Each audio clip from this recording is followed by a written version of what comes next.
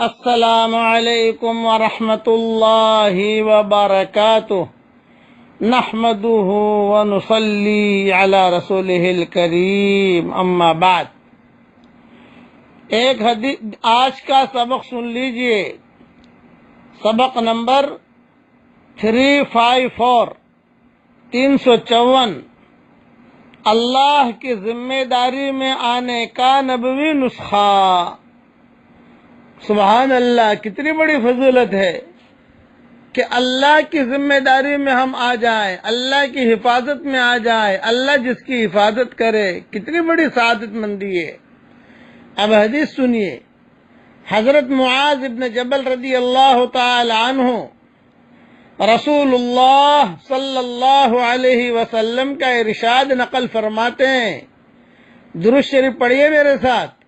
اللہم صلی علی محمد وعلی آل محمد عدد خلقک ورضا نفسک وزنت عرشک ومداد کلماتک۔ جامع حدیث پڑھوں، حضور صلی اللہ علیہ وسلم کا نام آئے تو ضرور درود پڑھیے۔ حضرت معاذ بن جبل رضی اللہ تعالی عنہ حضرت محمد صلی اللہ علیہ وسلم کا ارشاد نقل فرماتے ہیں، جو اللہ تعالی کے راستے میں جہاد کرتا ہے وہ اللہ کی ذمہ داری میں ہے، نمبر 1۔ نمبر 2، جو بیمار کی عیادت کرتا ہے وہ اللہ کی ذمہ داری میں ہے، نمبر 3، جو صبح یا شام مسجد جاتا ہے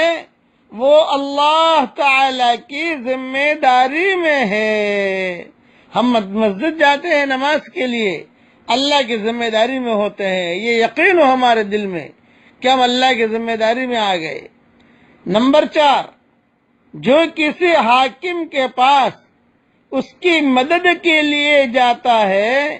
وہ اللہ تعالی کی ذمہ داری میں ہے، اور نمبر 5، جو اپنے گھر میں اس طرح رہتا ہے کہ کسی کی غیبت نہیں کرتا وہ اللہ تعالی کی ذمہ داری میں ہے۔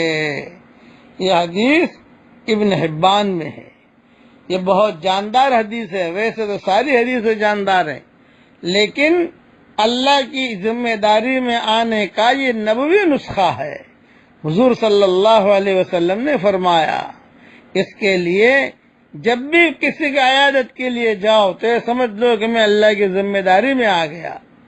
اور گھر میں رہو، کسی کی غیبت نہیں کی، تو جب تک غیبت نہیں کی اللہ کی ذمہ داری میں ہو آپ۔ اسی طرح صبح یا شام مسجد جا رہے ہو، آدمی مسجد میں جاتا ہے، فجر کے لیے جاتا ہے، ظہر کے لیے جاتا ہے، تو جب نکلتا ہے وہ اللہ کی ذمہ داری میں آ گیا۔ یہ حدیث خوب رٹو، خوب رٹیے، اس کو خوب مذاکرہ کیجیے، ہاں، تاکہ جو یہ حدیث یاد ہو جائے، اور بچوں کے ساتھ لے جائیے تو بچوں کو بھی یہ حدیث رٹائیے کہ دیکھو بیٹا ہم مسجد میں جا رہے ہیں نا، اب اللہ کی ذمہ داری میں آ گئے۔ اب میرے ساتھ پڑھیے، لا الہ الا انت سبحانک انی کنت من الظالمین۔ یہ دعا حضرت یونس علیہ السلام کی ہے، اور اس دعا کے پڑھنے سے بھی مصیبتیں دور ہوتی ہیں۔ اے اللہ تعالی، ہر مسلمان مرد اور عورت کی پریشانیوں کو اے اللہ دور فرما، اور ہم سب کی دنیا کو بھی تو سنوار دے اور آخرت کو بھی سنوار دے، اور ہم سب کو اعلیٰ مجلس والوں میں شامل فرما دے۔ اے اللہ، جو چیزیں لینے کا ہم ارادہ کرتے ہیں مگر آپ ہمیں دینا نہیں چاہتے، اس کی محبت ہمارے دلوں سے نکال دے، اس کا خیال نکال دے، اس گلی میں آنے جانے کو ختم فرما دے، اور جس چیز کا لینے کا ہم ارادہ نہیں کرتے مگر آپ ہمیں دینا چاہتے ہیں، اس کی محبت ہمارے دلوں میں ڈال دے، اور اس گلی میں آنا جانا عافیت سے ہمارے لیے آسان فرما دے، اور ہمارے لیے خیر مقدر فرما،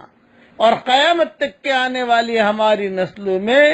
ہر لائن کی خیر اور عافیت تو مقدر فرما، اور سب سے بڑی خیر یہ ہے کہ ہم کو اور ہماری قیامت تک کے آنے والی نسلوں کو تقوی کا لباس پہنا دے، زہد کا لباس پہنا دے، صحت کا لباس پہنا دے، عافیت کا لباس پہنا دے، عزت کا لباس پہنا دے، تیری حفاظت کا لباس پہنا دے، محبوبیت اور مقبولیت کا لباس پہنا دے، اور یہ دعا تو ہم سب کے لیے قبول فرما۔ آمین آمین۔ والسلام علیکم ورحمۃ اللہ وبرکاتہ، وآخر دعوانا ان الحمد للہ رب العالمین۔